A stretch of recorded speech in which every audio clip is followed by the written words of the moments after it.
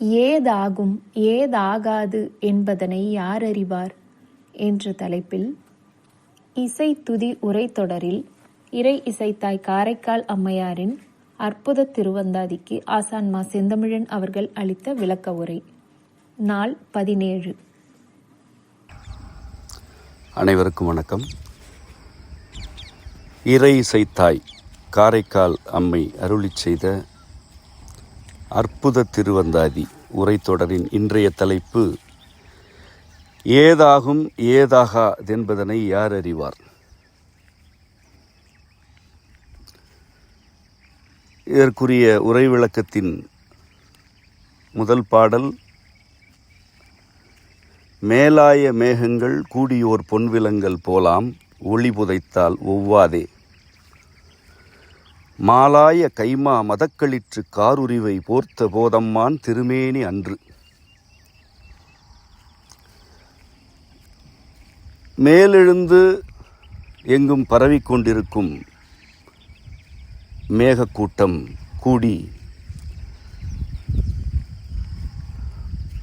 பொன் விலங்கல் போன்று இருக்கும் ஒளியை புதைத்தால் அது ஒவ்வாதது. பொன் விலங்கல் என்பது ஒரு நுட்பச் சொல், நுட்பமான கருத்துக்களை கொண்டது. பொன் இறைவனது திருமேனிக்கு உரிய வண்ணம் என்று பலவாறு கூறப்பட்டது. விலங்கல் என்றால்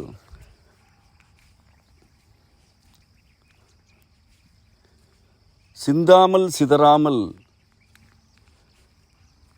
ஒரு கட்டமைவுக்கு மட்டுமே உரிய நிலை என்று பொருள்.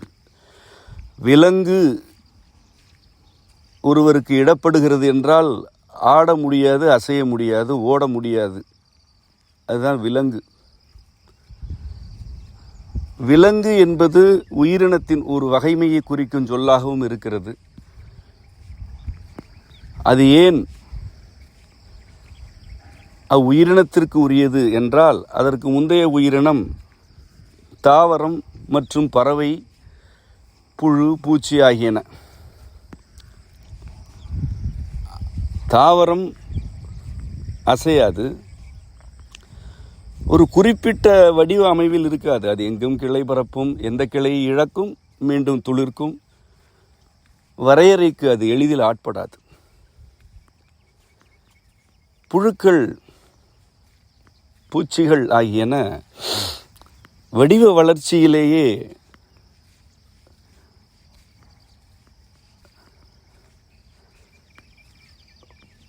இடைநிலையில் அல்லது அதற்கு முந்தைய நிலையில் இருப்பன. விலங்கு என்ற உயிரின வகைமை வந்த பிறகுதான் உறுப்புகள் பன்மயமாகின. விலங்குகள் எவ்வாறு இருக்கின்றன என்று நோக்கினால் உங்களுக்கே விளங்கும். 5 புலன்களும் இருக்கும். கால்கள் இருக்கும், 4 கால்கள் இருக்கும், வால் இருக்கும், ஆண்குறி பெண்குறி ஆகியன எல்லாம் தனித்தன்மை கொண்டு இருக்கும். உடலில் மயிர் இருக்கும், தோல் அடர்ந்ததாக இருக்கும் அல்லது மென்மையானதாக இருக்கும். இப்படி உறுப்பு வளர்ச்சி மேம்பட்டு அது ஒரு கட்டுக்கோப்பாக ஏறத்தாழ நிலைக்கத்தக்கதாக இருப்பது விலங்கு என்ற உயிரின வகைமைக்கு உரியது. ஆகவேதான் ஒருவரை பிணைத்து வைப்பதும் விலங்கு எனப்படுகிறது.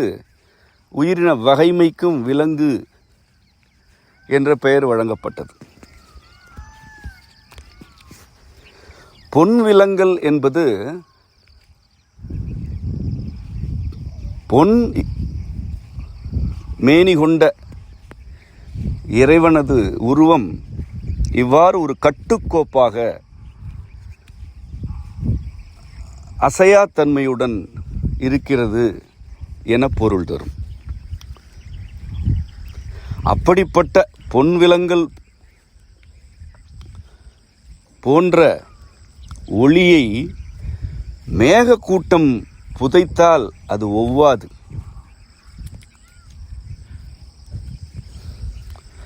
மாலாய கைமா மதக்களிற்று காருருவை போர்த்த போதம்மான் திருமேனி அன்று.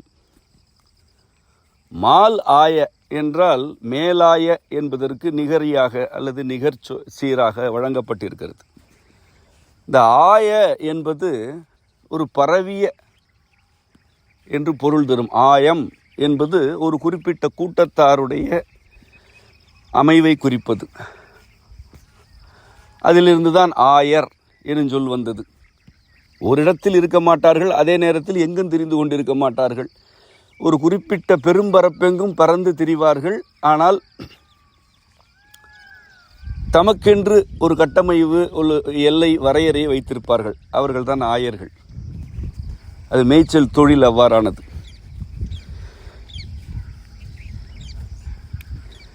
மேலே இவ்வாறு பறந்து திரியும் மேகக்கூட்டம் முன்னர் கூறப்பட்டது. மாலாய என்றால் மால் என்பவன் இப்படி பறந்து திரிந்து கொண்டிருந்த நிலையை குறிக்கிறது. அந்த மாலாய கைமா மதக்களிற்று கார் உரிவை என்பது மதம் பிடித்த ஆண் யானை, அதான் மதக்களிறு. கைமா என்பது யானையை குறிப்பது. அது கரிய வண்ணம் கொண்டது என ஏற்கனவே விளக்கினோம். கார் உரிவை என்றால் கரிய வண்ண தோலை உரித்த என்று பொருள். அவ்வாறு மதம் பிடித்த களிற்றின் கரிய வண்ண தோலை உரித்து அம்மானாகிய இறைவன் தன் மீது போர்த்தி கொண்டான். அது நிகழ்ந்தது அன்று. அவன் திருமேனியை களிற்றின் தோளால் போர்த்தி கொண்டான். ஆகவே அவன் கருமை வண்ணமாக காட்சியளித்தான். உண்மையில் அவன் களிற்றின் தோலை போர்த்தி கொள்ளவில்லை, இந்த மாலின் தோலைத்தான் உரித்து போர்த்தி கொண்டான் என்பது உட்பொருள் அதற்கு. அதனால்தான் மாலாய கைமா.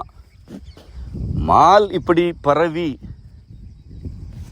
திரிந்து கொண்டிருக்கும் மதம் பிடித்த யானையின் கரிய தோலை போர்த்தினான் என்பதுதான் நேரிடையான பொருள் அதற்கு. மேகக்கூட்டம் கருமையாக இருக்கிறது. அந்த மேகக்கூட்டம் பொன் விலங்கல் போன்ற ஒளியை புதைக்க பார்க்கிறது. அப்படி புதைத்தால் அது ஒவ்வாது. ஏன் ஒவ்வாது? யாருக்கு ஒவ்வாது? அந்த மேகக்கூட்டத்திற்கு ஒவ்வாது. ஏனென்றால் இப்படி ஏற்கனவே மதக்களிறு ஒன்று வந்தது. அது தானே கடவுள் என்று அழைத்து கொள்ளும் மாலுக்கு உரிய குறியீடு. மேகமும் கருப்பு, களிரும் கருப்பு, மாலுக்குரிய நிறமும் கருப்பு. இறைவனோ பொன்னிற மேனியில் இருக்கிறான். இந்த கூட்டம்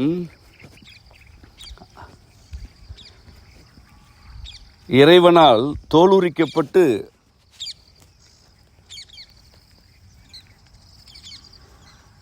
இறைவனது மேனியே கருமை என்று கருதத்தக்க அளவுக்கு ஆயிற்று.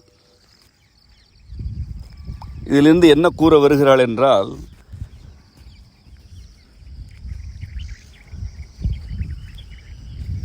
ஒளியை புதைக்க வந்தது மேகக்கூட்டம்தான். மேகக்கூட்டம் எவ்வளவு நேரம் இருக்கும்? அல்லது அதற்கு என்ன திறன் இருக்கிறது ஒளியை புதைப்பதற்கு? அது ஒவ்வாது. யாருக்கு? இறைவனுக்கு ஒவ்வாதா? இறைவனுக்கு ஒவ்வாமையெல்லாம் இல்லை. அந்த மேகக்கூட்டத்துக்கு அது ஒவ்வாது. ஏனென்றால் ஏற்கனவே நீ மதக்களிராக வந்த பொழுது உன் தோலை உரித்து போர்த்தி கொண்டான். யாருக்கு ஒவ்வாமல் போனது? உனக்குத்தான் ஒவ்வாமல் போனது என்பது கருத்து. இது அன்று நிகழ்ந்தது என்கிறாள். இவையெல்லாம் வழி வழியாக கூறப்பட்ட கருத்துகள், செய்திகள், அல்லது ஏதோ ஒரு நிகழ்வை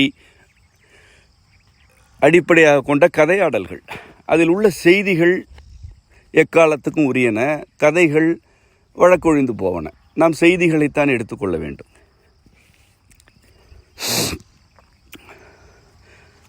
அன்றும் திருவுருவம் காணாதே ஆட்பட்டேன், இன்றும் திருவுருவம் காண்கிலேன், என்றும்தான் எவ்வுருவோன் உம்பிரான் என்பார்கட்கு என்னுரைக்கேன், எவ்வுருவோன் இன்னுருவோம் ஏது. உன்னுடைய திருவுருவத்தை அன்றும் காணாதே ஆட்பட்டேன். நான் உன் திருவுருவத்தை கண்டு ஆட்படவில்லை, அதனை காணாமலே அன்று ஆட்பட்டேன். இன்றும் திருவுருவம் காண்கிலேன், இன்றும் உன் திருவுருவத்தை நான் காணவில்லை, என்றும் தான் எவ்வுருவோன் உம்பிரான் என்போர்கட்கு என்னுரைக்கேன். என்றும் உன்னுடைய பிரானுடைய உருவம் எப்படிப்பட்டது என்று கேட்கிறார்கள். பொன்விலங்கல் என்கிறாய், களிற்றின் தோலை போர்த்தி கொண்ட கருமை வண்ணம் என்கிறாய். எதுதான் அவனுடைய உருவம்? எரியாடி என்கிறாய், எரித்து ஈமவனத்தில் எலும்பு மாலையை அணிந்து கொண்டு ஆடுபவன் என்கிறாய். மைங்கான்ற கண்டத்து வானோர் பெருமான், அந்த மைஞான்ற கண்டத்திலிருந்து நிறங்கள் திகழ்கின்றன, அந்த திகழும் நிறங்களும் அவன்தான் என்கிறாய். இதில் எது அவனுடைய உருவம் என்று கேட்பவர்களுக்கு நான் என்ன உரைப்பது? எவ்வுருவோ நின்னுருவம் ஏது, உன்னுடைய உருவம்தான் எது என்று கேட்கிறாள். அடுத்த பாடல், ஏதொக்கும் ஏதொவ்வா தேதாகும் ஏதாகாதேதொக்கும் என்பதனை யார் அறிவார்? பூதப்பால் வில்வேடனாகி விசையனோட ஏற்ற நாள் வல்வேடனான வடிவு. ஏது ஒக்கும் ஏது ஒவ்வா, ஏது ஆகும் ஏது ஆகா, ஏது ஒக்கும் என்பதனை யார் அறிவார்? எது ஒத்துப்போகும், எது ஒவ்வாது, என்ன ஆகும் என்ன ஆகாது, எது எதனை போன்று இருக்கும் என்பதனை யார் அறிவார்? ஒவ்வொரு கேள்வியையும் நோக்குங்கள், தனித்தனியான ஆழ்ந்த பொருள் கொண்டவை இவை. இறைவனுக்கு எது ஒக்கும் என்றால் அவனோடு ஒத்துப்போவது எது, அவனுக்கு எது ஒவ்வாமையாக இருப்பது, அவனுக்கு ஏது ஆகும் அல்லது அவனுக்கு ஏது ஆகாது. ஏது ஒக்கும் என்றால் மீண்டும் அதே ஏதொக்கும் என்கிறாள் அல்லவா, இங்கு வேறு பொருள். இவனுக்கு ஒப்புமையாக இருப்பது எது என்று இங்கு பொருள் என்பதனை யார் அறிவார்? பூதப்பால் வில்வேடனாகி விசையனோடு ஏற்ற நாள் வல்வேடனான வடிவு.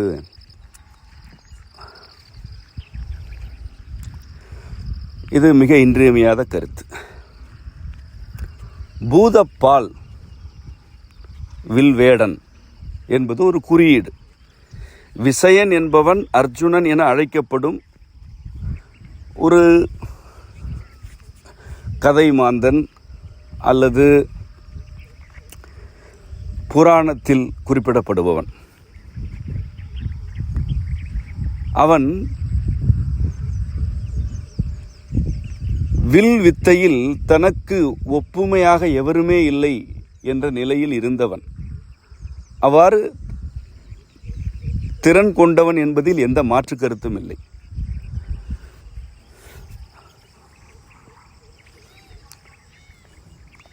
இறைவன்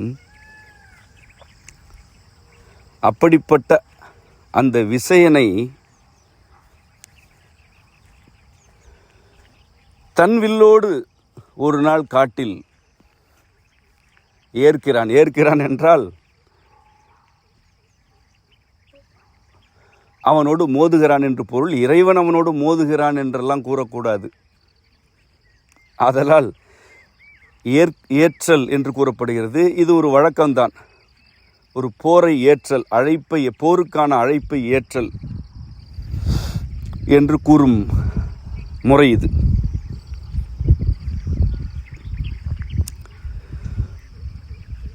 அப்படி ஏற்று அந்த விசயன்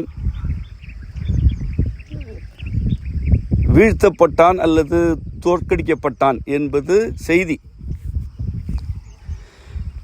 இதில் பூதப்பால் வில்வேடனாகி என்பது என்ன? பூதப்பால் எனப்படுவது பூதங்களின் சாரம். ஐம்பூதங்களின் சாரம் கொண்டு இறைவன் வில்வேடனாக வருகிறான்.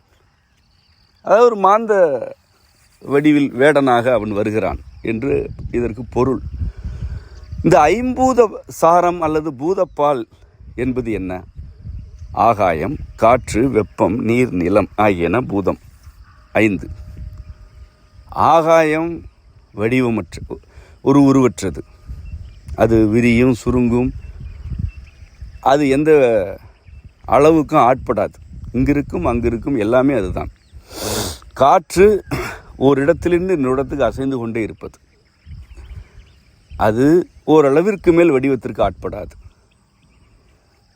வெப்பமும் அவ்வாறு தான். அது மேலெழும், தணிக்கப்பட்டால் தனியும், தணிக்க இயலவென்றால் பொசுக்கிவிடும். நீர் இவ்வாறானது தான். அது பொங்கும், பின்னர் காய்ந்து போகும், மீண்டும் ஊற்றெடுக்கும். நிலம் நிலையானது. அது அசையாத்தன்மை, உருவில் அசையாத்தன்மை கொண்டது. இப்படி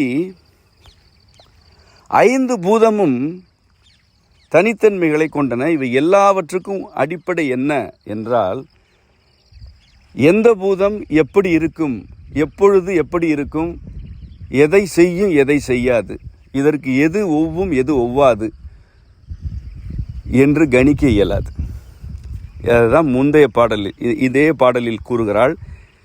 ஏதொக்கும் ஏதொவ்வா தேதாகும் ஏதாகாது தேதொக்கும் என்பதனை யார் அறிவார்? அதுதான் 5 பூதங்களுக்குரிய சாரம். அதனைத்தான் பூதப்பால் என்கிறாள். 5 பூதமும் இப்படிப்பட்டது தான்.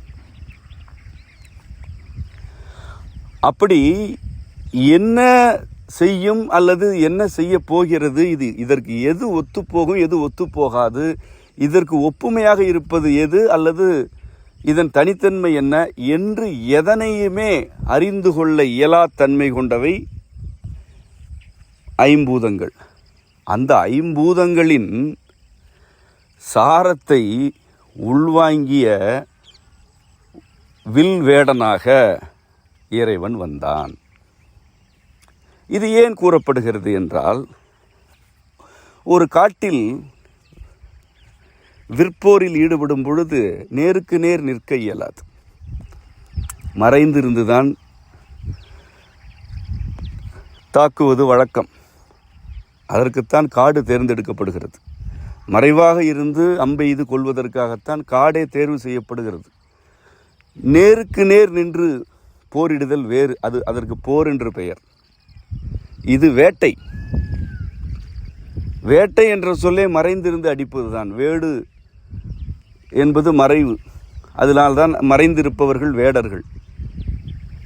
அதிலிருந்து தான் வேட்டல் என்ற சொல் வளர்ச்சி அடைந்தது. வில்வேடன் என்றால் வில்லை கொண்டு மறைந்திருந்து தாக்குபவன் என்றுதான் அதற்கு பொருள். மறைந்திருந்து தாக்கி வீழ்த்த முனைவதுதான் வேட்டை. இப்படி தன்னுடைய வில் திறமையில் தனக்கு ஒப்பானவர்கள் எவருமே இல்லை என்று இருந்த விசயன்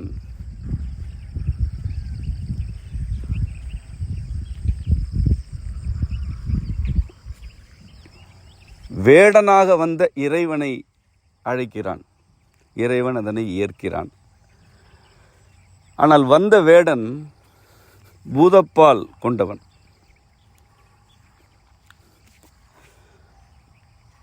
என்பது அம்மை கூறும் கருத்து. என்ன நிகழ்ந்தது என்பதனை இறுதியில் அவள் குறிப்பாக கூறுகிறாள். வில்வேடனாகி விசயனோடு ஏற்ற நாள் வல்வேடனான வடிவு. வில்வேடனாக வந்தான், இறுதியில் வல்வேடனாகி விட்டான் என்றால் என்ன? வன்மையான வேடனாகி விட்டான் என்று பொருள். வில்வேடனாக வந்தவன் வல்வேடனாகிவிட்டான் என்று கூறும் பொழுது வந்த விசயனுடைய நிலைமை என்ன என்பதை நாமே புரிந்து கொள்ள வேண்டும். அப்படிப்பட்ட வடிவு இறைவனுக்குரியது என்று முடிக்கிறாள். இதற்கு முன்பு என்ன கேள்வி கேட்டாள்? உன்னுடைய உருவம்தான் என்ன என்று கேட்டாள் அல்லவா? அதே கருத்து தான் இங்கும் இருக்கிறது. நீ எந்த உருவில் இருக்கிறாய்? அன்றும் உன் திருவுருவம் காணாது ஆட்பட்டேன், இன்றும் திருவுருவம் காண்கிறேன். உன் பிரானுடைய உருவம்தான் என்ன என்று என்னை கேட்கிறார்கள், அவர்களுக்கு நான் என்னதான் கூறுவது என்று கூறிவிட்டு, இது இன்று என்னுடைய நிலைமை, ஆனால் நீ எப்பொழுதுமே இப்படித்தான். நீ எப்படிப்பட்டவன்? ஏதொக்கும் ஏதோவா அதேதாகும் ஏதாக அதேதொக்கும் என்பதனை யார் அறிவார்?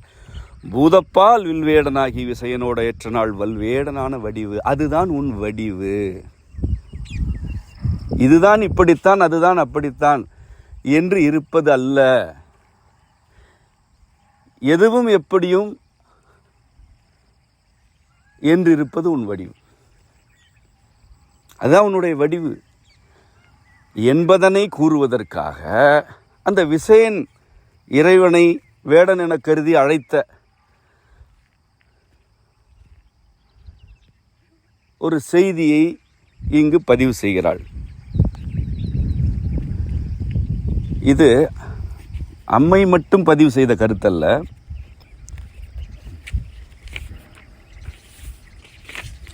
கீர்த்தி திரு அகவலில் மாணிக்கவாசகர் அற்புதமாக இறைவனுடைய இந்த தன்மை, அதாவது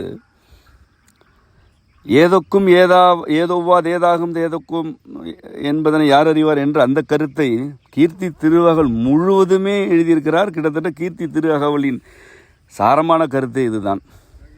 அதில்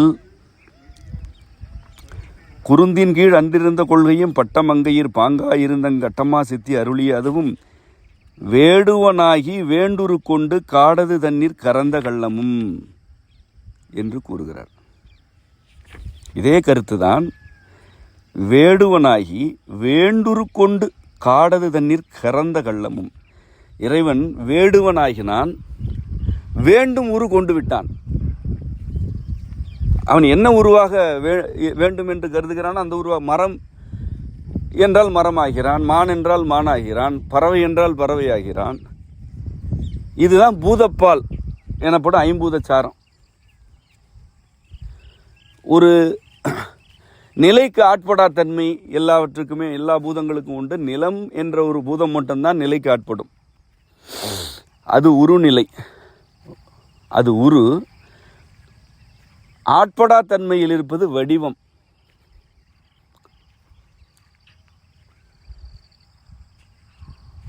வேடுவனாகி வேண்டுரு கொண்டு காடது தன்னில் கறந்த கள்ளம்.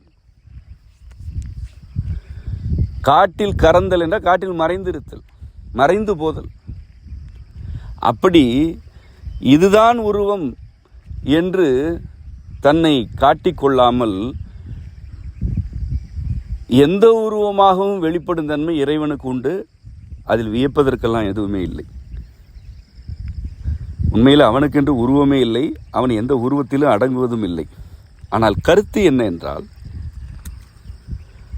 மாந்தருக்கு தம் அறிவின் மீது செருக்கு ஏற்பட்டு அல்லது தம் திறன் மீது செருக்கு ஏற்பட்டு இறைவனது ஒழுங்குகளை விட தம் அறிவே பெரிது என கருதும் போது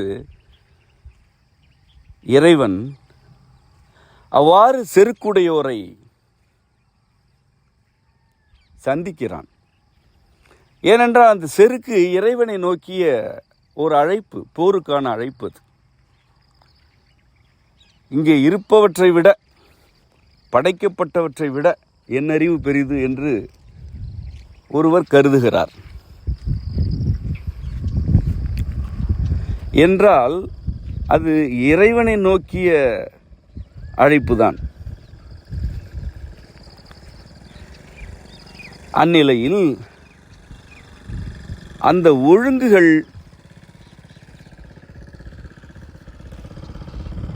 அந்த அழைப்பை ஏற்றுக்கொள்கின்றன.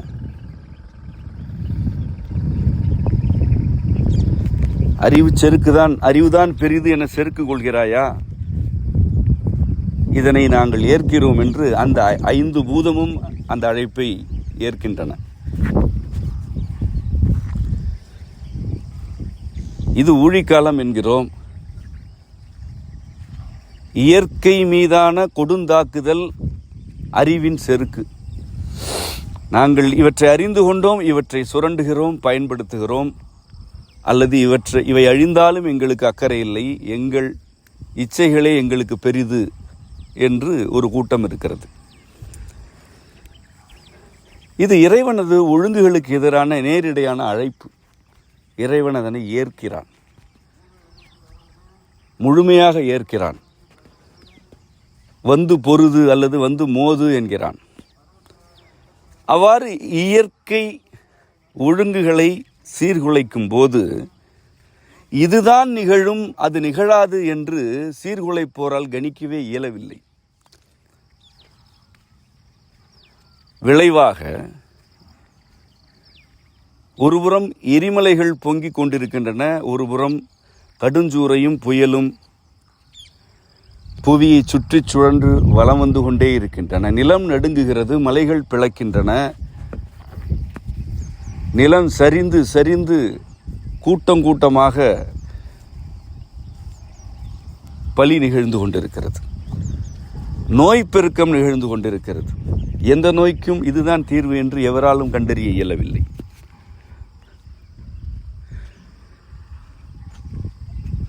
மதிமயங்கி தரிகட்டத்தனம் எல்லா நிலைகளிலும் ஊடுருவி விட்டது. அறிவு செருக்கு அடிப்படை மான உணர்ச்சி கூட இல்லாத நிலைக்கு மாந்தரின் ஒரு கூட்டத்தை வழிநடத்தி விட்டது. இவற்றை இறைவன் அறியாமலா இருக்கிறான்? இவை நிகழட்டும் என்று இருக்கிறான். இவைதான் நிகழ வேண்டும் என்று இருக்கிறான். இவை நிகழ்ந்தால்தான் இந்த கூட்டம் அழியும் என்று இருக்கிறான். இதுதான் ஒழுங்குகளுக்கு எதிராக அழைப்பு விடுக்கப்படும் போது நேரும் நிலை. ஒரு நாள் இந்த புவி மீண்டெழும். இந்த புவியின் சிதைவுகள் புத்துடல் பெறும். இதே புவிதான், இன்னொரு புவி படைக்கப்பட போவதில்லை, அது தேவையில்லை. இதே புவி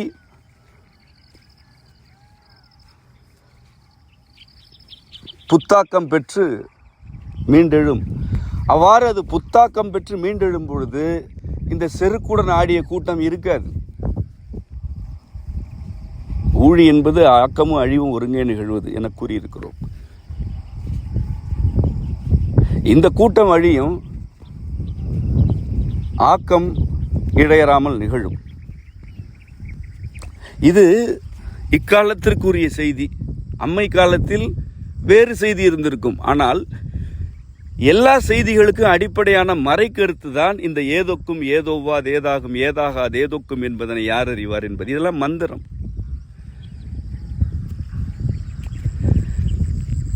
இது ஒவ்வாது என்று நீ கருதுவையாயின் அதனையே ஒவ்வச் செய்வான். இது ஆகாது என்று கருதினால் அதனை ஆகச் செய்வான். இது நமக்கு ஆகும் என்று நீ கருதினால் அது உனக்கு ஆகாமலும் செய்வான்.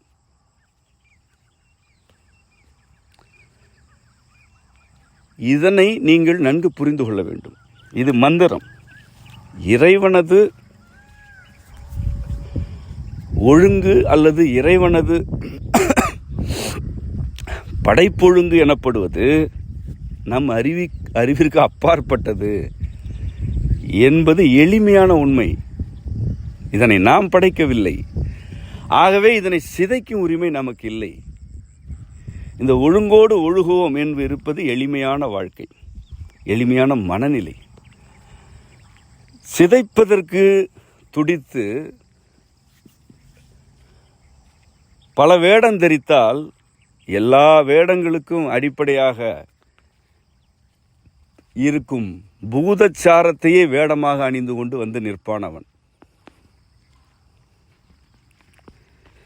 இதனைத்தான் அம்மை இப்பாடலில் கூறுகிறாள். வல்வேடனான வடிவு என்கிறாள். வடிவு என்பது அழகு என்றும் பொருள் தரும்.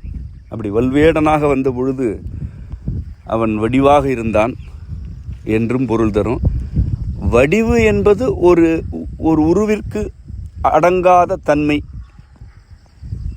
என்றும் பொருள் கொள்ள வேண்டும். நாம் நம்முடைய பாடங்களில் இதனை நீண்ட காலமாகவே விளக்கி கொண்டிருக்கிறோம். எவ்வுருவோ நின்னுருவோ, எவ்வுருவோ நின்னுருவம் ஏது என்று கேட்டாள்.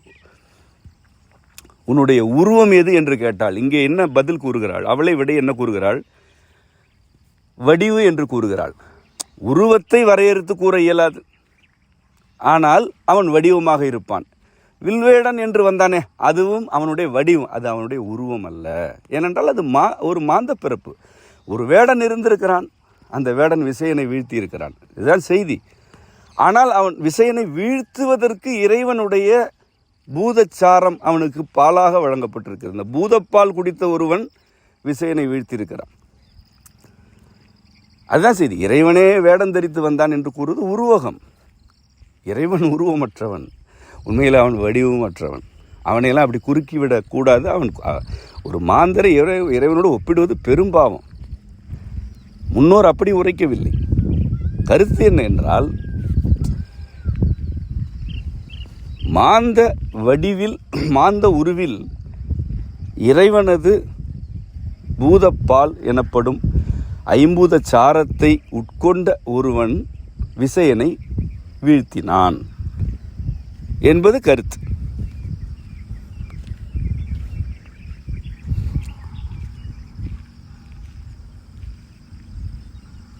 வடிவுடைய செங்கதிர்க்கு மாறாய் பகலே நெடிதுளவி நின்று எரிக்கும் கொல்லோ, கடியுளவு சொன்முடி ஒன்றில்லாத சோதியாய் சொல்லாயால் நின்முடி மேல் திங்கள் நிலா. வடிவம் கொண்ட செங்கதிர்க்கு மாறாய் பகலே நெடிது உளவி நின்று எரிக்கும் கொல்லோ. செங்கதிர் எனப்படுவது கதிரவனை குறிக்கும் சொல். அது வடிவுடையது, அது அழகியது, அதற்கென்று வரையறுக்கப்பட்ட வடிவம் இருக்கிறது. அதற்கு மாறாக பகலே நெடிதுளவி நின்று எரிக்கும் கொள்ளோ, அதாவது எனக்கு பகல்தான் வேண்டும், கதிரவன் வேண்டாம் என்று கூறினால் அதில் ஏதாவது பொருள் இருக்கிறதா?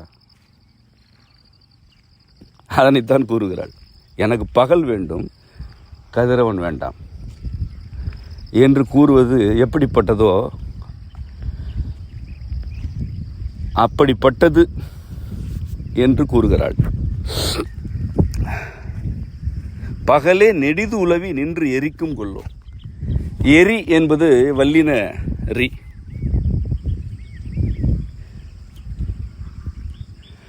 அதாவது எரி என்றால் என்ன? ஒன்றை ஒரு இடத்திலிருந்து இன்னொரு இடத்திற்கு வீசுதல்.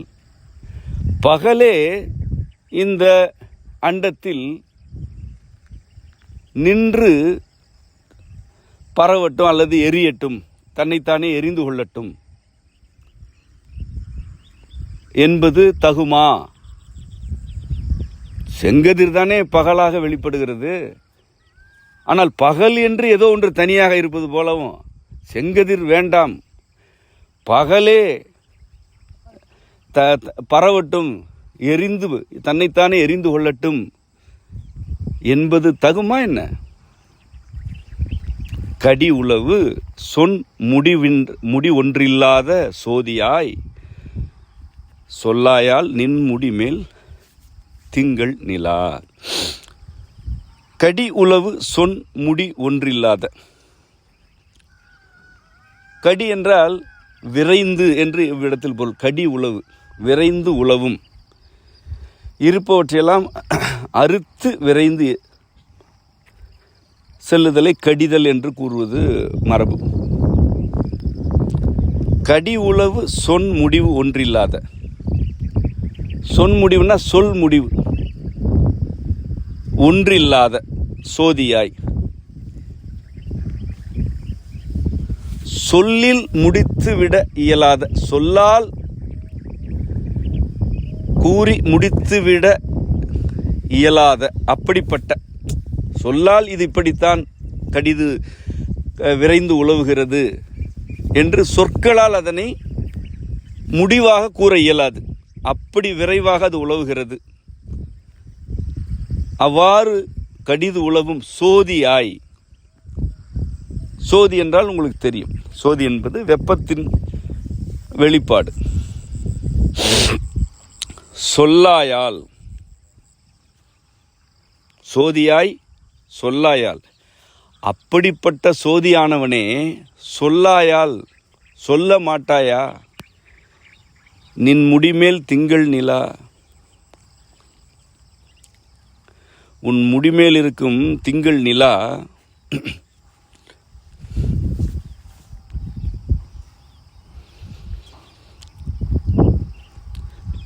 செங்கதிற்கு மாறாக பகலே நெடிது உலவி நின்று எரியட்டும் என்று கருதுவது தகுமா? நீ கடிது உலவுவனாயிற்றே. நீ எப்படி கடிது அல்லது விரைந்து உலவுகிறாய் என்பதனை சொற்களாலே முடிந்த முடிவாக கூற இயலாதே. நீதானே சோதி. நின் முடிமேல் திங்கள் நிலா இருக்கிறதே, அது இப்படி கருதுகிறே, இது தகுமா என்று இங்கு கூறுகிறாள். இந்த நிலவு தான் பகலை வெளிப்படுத்துவதாக கருதி கொண்டிருக்கிறது. அந்த நிலவுக்கே செங்கதிரிலிருந்து தான் வெளிச்சமும் வெப்பமும் வருகின்றன. ஆனால் இது ஏதோ தான் பகல், செங்கதிரே வேண்டாம் என்று இருக்கிறது. நீ சோதியாய் கடிது உலவி கொண்டிருப்பவன், அதனை சொற்களாலே விளக்க இயலாது. இதனை அங்கு சொல்ல மாட்டாயா என்று இங்கு இந்த திங்கள் நிலா என்ற குறியீட்டை இவ்விடத்தில் இறைவனுக்கு நிகராக தன்னை கருதி கொள்ளும் தன்மை கொண்ட அறிவோடு ஒப்பிடுகிறாள். இந்த திங்கள் நிலாவை குழந்தை என்றால், தாய்மையுடன் கூடிய குழந்தை என்றால் அது ஒரு நிலை. இங்கு அதே திங்கள் நிலாவின் வளர்ச்சியை, செயல்பாட்டை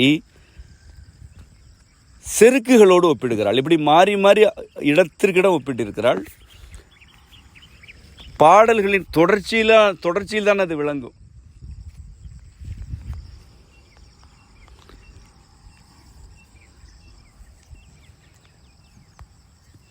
இந்த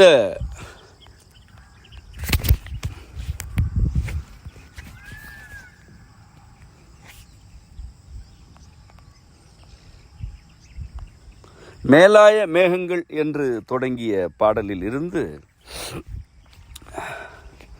வடிவுடைய செங்கதிர்க்கு எனும் பாடல் வரையிலான நான்கும் ஒரு கருத்தை கொண்டிருக்கின்றன. இறைவனுக்கு நிகர் என கருதி கொள்வோருடைய அறிவுச்செருக்கு எவ்வாறு இறைவனுடைய கள்ளத்தனத்தினால் அல்லது அவனுடைய கரத்தல் எனும் தொழிலினால் அழிக்கப்படும் என்பது சாரமான கருத்து. அவனுக்கு கள்ளத்தனம் உண்டு, அவன் கரத்தல் என்பதனை தன் தொழில்களில் ஒன்றாக வைத்திருப்பதாக மறைந்திருத்தல். அவன் எப்பொழுது வெளிப்படுவான், எதுவாக வெளிப்படுவான் என்பது எவருக்கும் தெரியாது. அதனைத்தான் நேரடியாக கூறுகிறாள். அதற்கு ஒப்பீடாகத்தான் முன்னர் நடந்த அந்த வல்வேடன் ஆகிய வடிவை பற்றி கூறுகிறாள். இதே கருத்தை கீர்த்தி திருவகவல் நெடுகிலும் மாணிக்க வாசகர் கூறினார். நேரிடையாகவே அவர் வேடனாக இறைவன் கறந்து நின்றான் என்றும் கூறியிருக்கிறார். மாணிக்க வாசகர் இன்னொன்றும் கூறுவார், அன்பர் உள்ளத்தில் கறந்து நில்லா கல்வனே என்று கூறுவார். பல இடங்களில் அந்த கருத்தை வெவ்வேறு சொற்களில் கூறியிருக்கிறார். இறைவன்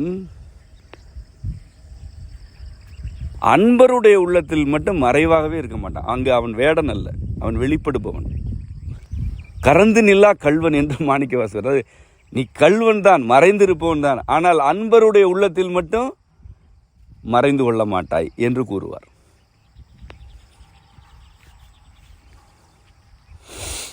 முன்னர் கூறியவாறு அடியார் உள்ளத்து அன்பு மீதுற குடியா கொண்ட கொள்கை, குடியாக கொண்டு குடியிருப்பான் அடியார்களுடைய உள்ளத்தில் என்றும் மாணிக்கவாசகர் கூறியிருக்கிறார்.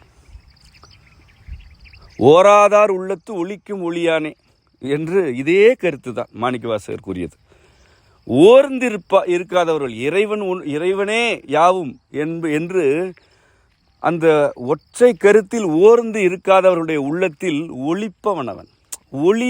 ஒளியே ஒளிந்து கொள்கிறது. எப்படி ஒரு கொள்கை இது! இதற்கு என்ன சொல்லாடலை மாணிக்கவாசகர் வழங்கி இருக்கிறார் பாருங்கள். ஓராதார் உள்ளத்து ஒளிக்கும் ஒளியானே, அன்பர் உள்ளத்தில் கறந்து நில்லா கள்வனே. கள்வனாக இருந்தாலும் அன்பர் உள்ளத்தில் மறைந்து கொள்ள மாட்டான். ஒளியாகவே இருந்தாலும் ஓராதார் உள்ளத்தில் ஒளிந்து கொள்வான். ஒளியே ஒளிந்து கொள்ளுமா? ஒளிந்து கொள்ளும். ஓராதார் உள்ளத்தில் அது ஒளிந்து கொள்ளும். இப்படி ஓராதார் அல்லது இறைவனை நிந்திப்போர் அல்லது இறை அடியார்களை நிந்திப்போருக்கு தன்னுடைய கள்ளம் கரத்தல் எந்நிலையிலும் எவ்வேடமும் தரித்தல் ஆகிய தன்மைகள் வழியாக வல்வினையைத்தான் தருவான் இறைவன் என்ற கருத்தை இப்பாடல்களிலிருந்து நாம் பெற்றுக்கொள்ள வேண்டும். எப்பொழுதும் கூறுவது போல் இவையாவும் மந்திரங்கள். இந்த மந்திரங்களிலிருந்து பெற வேண்டிய செய்திகளை பெற்றுக்கொண்டு வாழ்க்கையை நெறிப்படுத்தி கொள்ள வேண்டும். இத்துடன் இன்றைய உரை விளக்கம் நிறைவடைகிறது. மீண்டும் நாளை கூடுவோம்.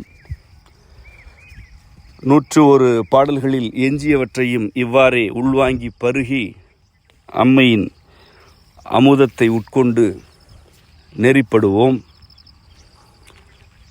உங்கள் அனைவருக்கும் அம்மையப்பரருள் நிறைவதாக. நன்றி.